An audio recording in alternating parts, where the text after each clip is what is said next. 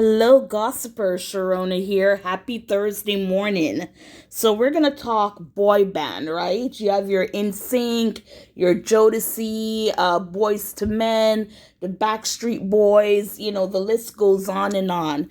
So if you notice nowadays, they keep doing these documentaries or these shows about confidential stuff that went on, back in the day or what it was like then.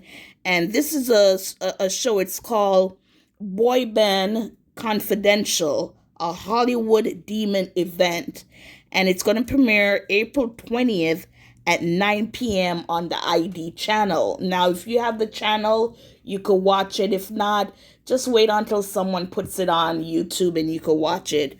So Nick Lachey is featured on there, and he's from the group 98 Degrees. Now, I've heard this before that a lot of these white bands, like, NSYNC, 98 Degrees, the Backstreet Boys, are fashioned after black bands, like your Jodeci, your Boys to Men, all that thing. So this is something he's going to talk about, that they felt uncomfortable when they came on the scene because they basically wanted the white version, then let's say, of a Jodeci, the Motown thing.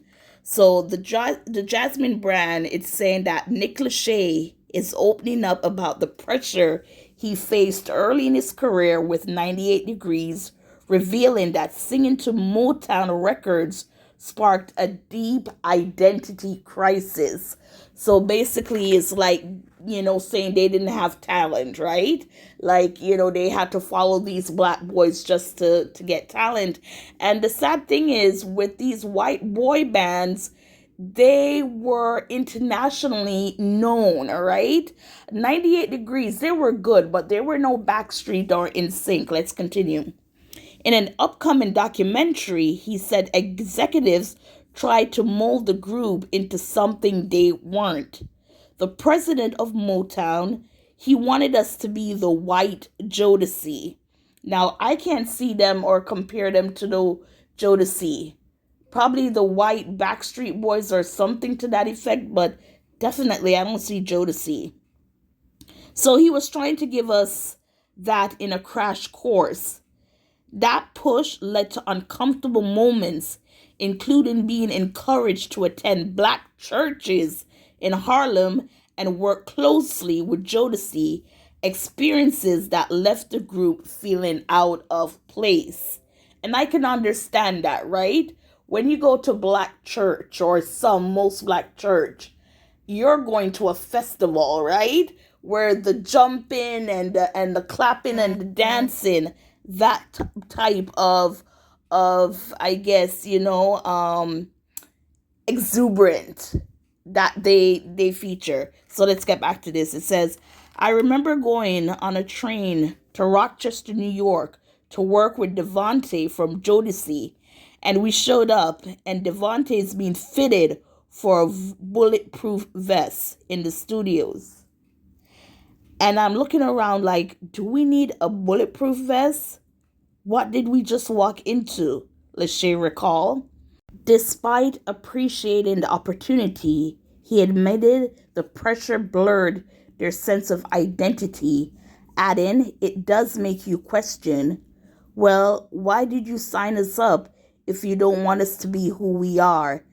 And that really starts to mess with your mentality. Now, the thing that I was having a problem was he went to this recording studio and Devante was being fit for a bulletproof vest. And I'm sorry, people, but living in America, when you see certain quotes or certain stuff is said, it goes to, is this person having racist thoughts or of course I don't think he meant it that way, but it's like, you know what I'm saying?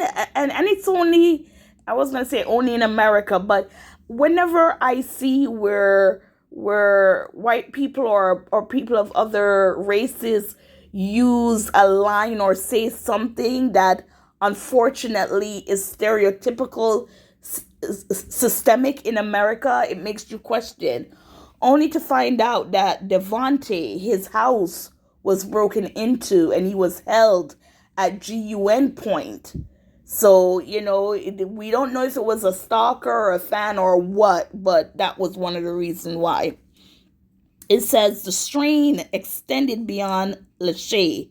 Fellow members Jeff Timmons shared that he battled severe depression and self-doubt during that time before eventually seeking help and recovering.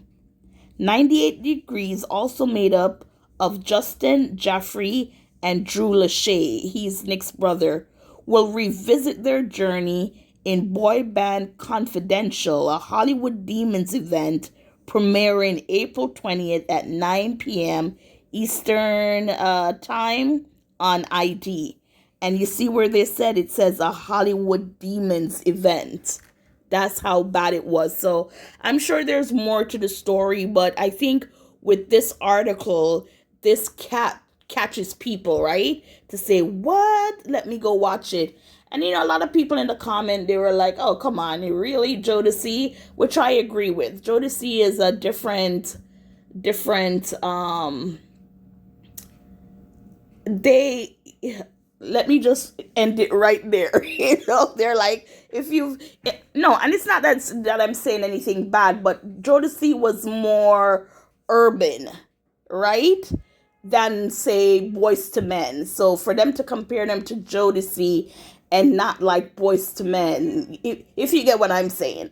But anyways, gossipers, what are your thoughts? And do you agree that, yes, you could lose yourself somewhat if someone is saying you're not good enough the way we want to. In order to make money, you need to be like them right there.